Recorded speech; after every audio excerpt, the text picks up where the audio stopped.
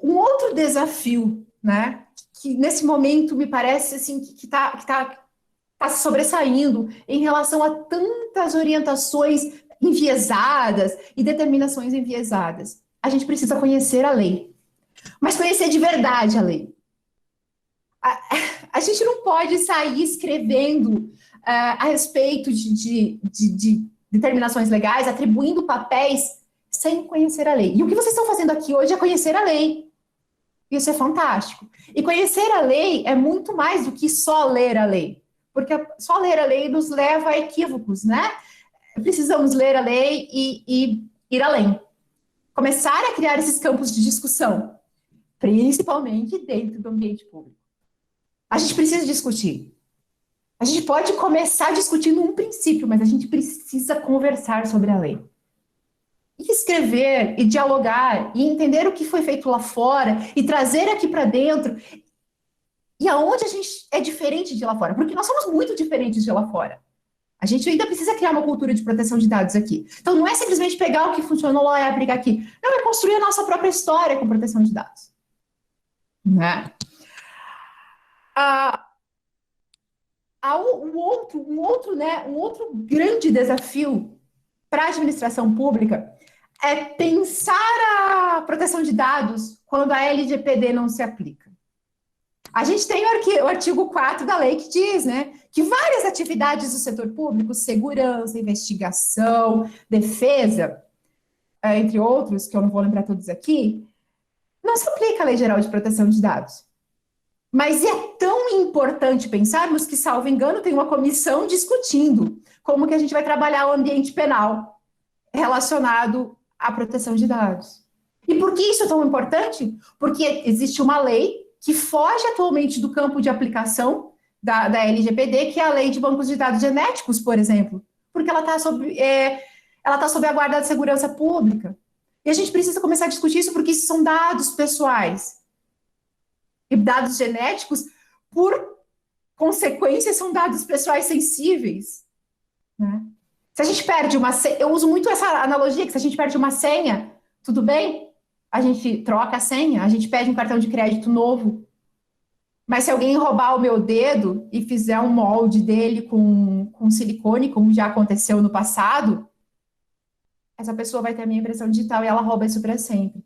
É óbvio que os nossos dados biométricos não são armazenados, né? Minha mão, meu dedo, são armazenados em zeros e uns lá, de forma codificada. Mas se essa base for roubada, furtada, eu não gosto desse termo, mas se essa base for acessada indevidamente, essa pessoa tem acesso aos meus dados biométricos para sempre, porque eles não mudam. São meus, são o que me identifica de forma mais íntima. Então, por isso que a gente tem que olhar também aqui para a segurança da informação. Bem, o Estado precisa mudar um papel nesse momento, e aí aqui entra um outro detalhe.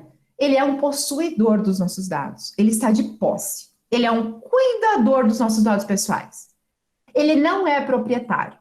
E é um equívoco tão grande isso, que existem sistemas de administração pública hoje que são desenvolvidos utilizando os dados pessoais do governo para os quais a finalidade não foi coletada para isso.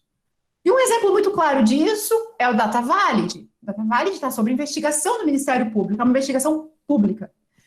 O que acontece com o DataValid? Porque a gente precisa que a administração pública perceba que ela não é dona dos nossos dados pessoais, né? E isso a gente vai ter que também criar essa cultura.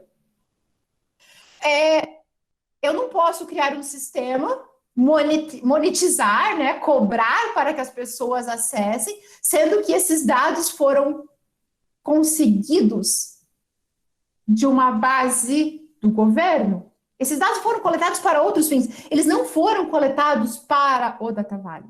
Essa é uma investigação pública, e é isso que o Ministério Público alega nesse momento.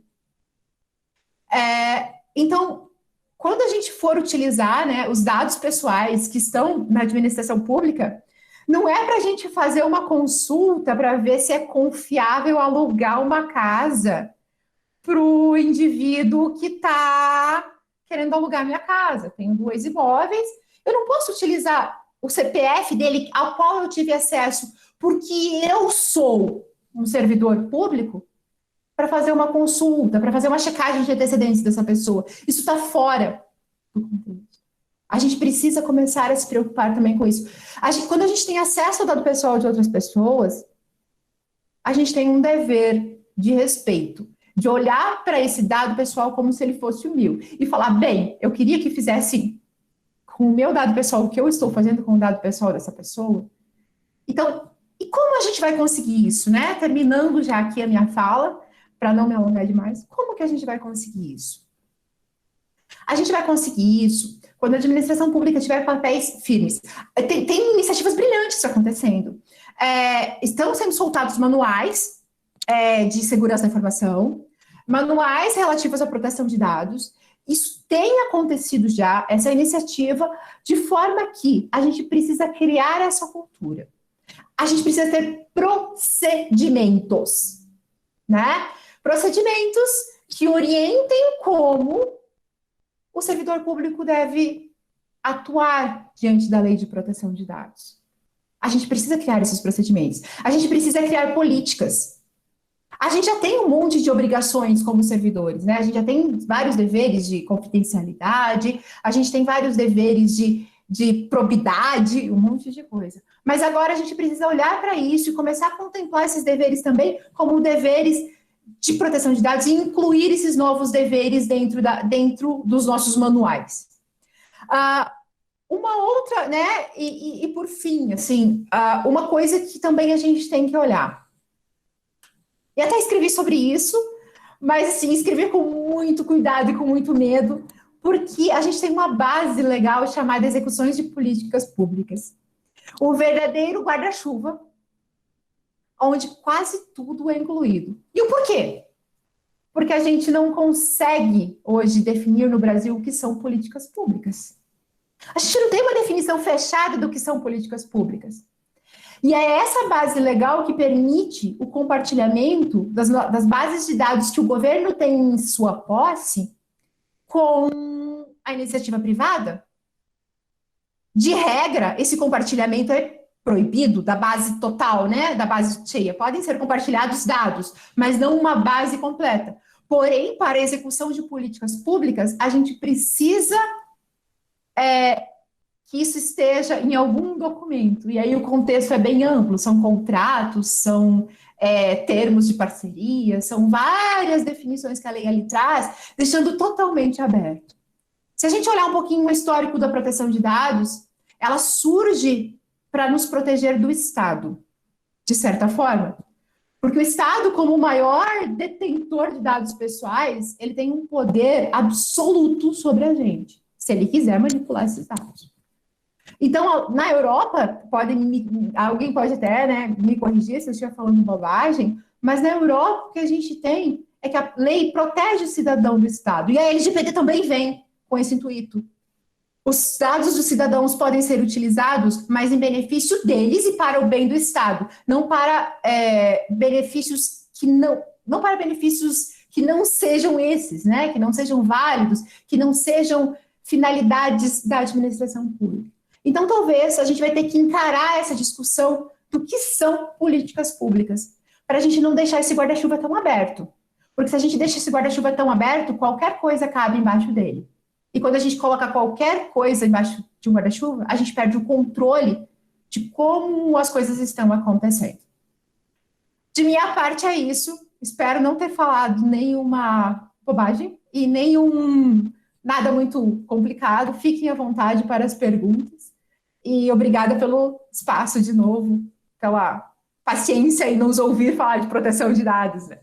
Porque às vezes precisa paciência. Obrigada, Daniela. Muito obrigada, Ângela. Você trouxe aqui pontos super importantes. Aliás, deixa eu só ver se vocês estão me ouvindo. Aí estão. Achei que eu estava falando com o microfone mudo. Você trouxe aqui pontos muito importantes, só recapitulando alguns aqui, a falta de orçamento e a própria burocracia do Estado em contratar uma infraestrutura adequada para manter esses bancos de dados estatais. Isso é algo que realmente a gente precisa olhar com ainda mais atenção e urgência agora, né? Tendo em vista os últimos acontecimentos. Hacker nem dorme, né? Enquanto os servidores estão dormindo, o hacker está lá tentando invadir mais um banco de dados públicos.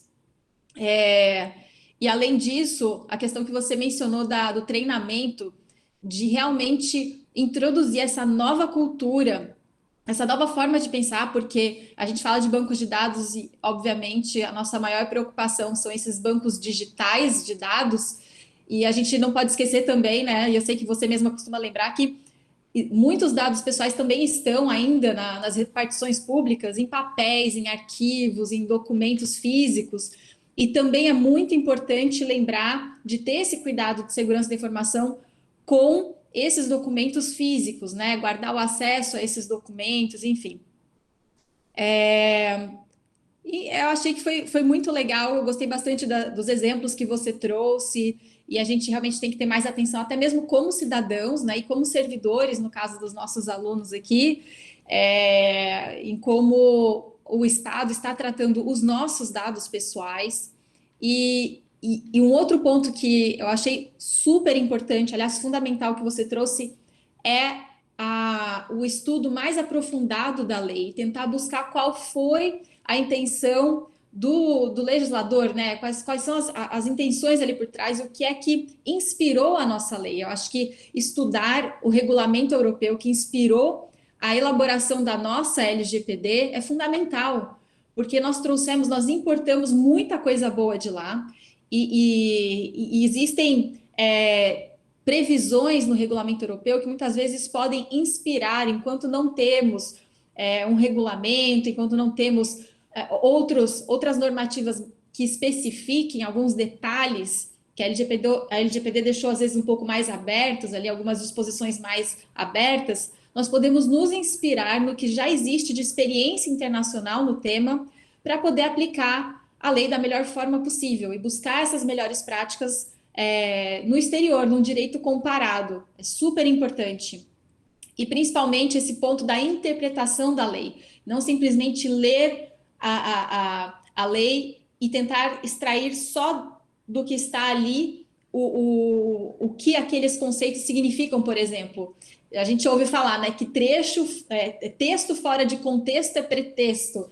E às vezes, mesmo o texto em si, total da lei, não pode ser lido fora do contexto maior de proteção de dados, no contexto mundial mesmo, porque o Brasil não está isolado e, na verdade, ele é um dos países que estão mais, digamos assim, atrasados, agora correndo atrás para retirar esse atraso no tema de proteção de dados, mas no contexto internacional já existem muitos países, a gente fala, por exemplo, do Canadá, diversos países na União Europeia, e a própria Comissão Europeia, né, com diversos textos normativos e orientações com experiência já desde a década de 90, pelo menos, em proteção de dados. Então, a gente tem muito a aprender com a experiência dos outros países, dos governos de outros países, e acho super importante trazer isso para que nós possamos aprender tanto com os acertos como com os erros, né, dos outros países e dos outros governos, e o que é que deu errado, o que é que deu certo, e a gente aprender com isso e tentar fazer com que o nosso desenvolvimento na matéria seja ainda mais rápido e mais eficiente. Não vamos para caminhos que já sabemos que vai dar errado. Então, a gente já vai direto naquilo que dá certo e tenta desenvolver em cima disso. Aliás, nós brasileiros somos muito criativos. Então, vamos usar a nossa criatividade para construir em cima dessas experiências positivas que nós temos no direito comparado, no cenário internacional. Bom, eram esses pontos que eu queria destacar. Muito obrigada pela sua fala. Acho que você enriqueceu bastante aqui a aula. E eu gostaria de passar a palavra para o João Souza Neto, poder compartilhar também um pouco do conhecimento dele, da experiência dele com esse tema.